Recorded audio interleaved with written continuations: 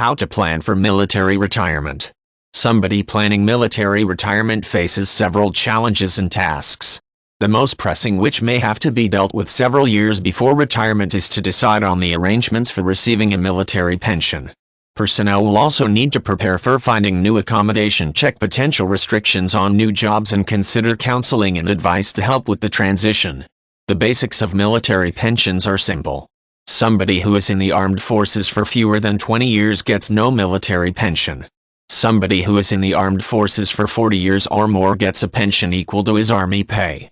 Somebody who is in the armed forces for between 20 and 40 years gets a pension worth a percentage of his Army pay based on the length of service. Since 1986, though, military staff must make an important decision about his military pension on reaching 15 years of service.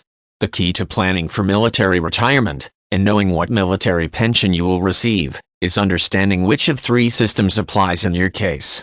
Somebody who entered service before September 1980 comes under the final pay system. Somebody who entered between September 1980 and August 1986 comes under the High 36 system. Somebody who entered after August 1986 comes under High 36 by default, but can opt instead for a system known as Career Status Bonus or Redux. There are several key differences between the systems that will affect how much pension is paid. The final pay system is the simplest to understand. It bases the pension on the level of pay the person received in his last month of service. The person receives 50% of this amount as a pension if he completed 20 years of service, and an extra 2.5% for each additional year. This pension is then increased each year in line with the Consumer Price Index. The High 36 system bases the pension on the average pay during the highest paid 36 months of the person's military career. Aside from this, it works in the same way as final pay. That means the starting pension amount is 2.5% for each year of service, with the amount rising in line with inflation. The Redux system uses the same 36-month average basis as High 36 but has some key differences.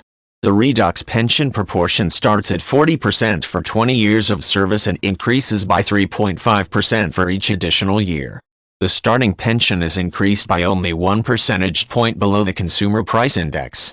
These differences apply only until the person is 62, at which point he receives the same pension that he would have received under High 36.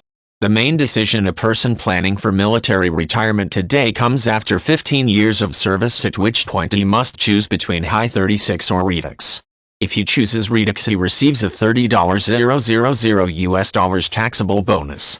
Of course, under Redux his starting pension will be lower and will grow more slowly until the age of 62. The better option depends on several factors, including the person's age, salary, and length of service upon retirement, so the person will need to crunch the numbers carefully. It's also important to take into account the potential return that could be made by investing the cash bonus to provide additional retirement income. Financial provision is not the only concern for a person planning military retirement. Deciding where to live can involve several factors. One is whether to choose private housing or, if it is appropriate or necessary, a retirement community or care home. Some former military staff may be more comfortable living with or near other retired military staff, while others prefer a clean break. Choosing a location may also involve checking tax laws. Some states tax the income from military retirement schemes, others do not. Somebody retiring from the military may decide to take up a new job, and that is subject to some restrictions.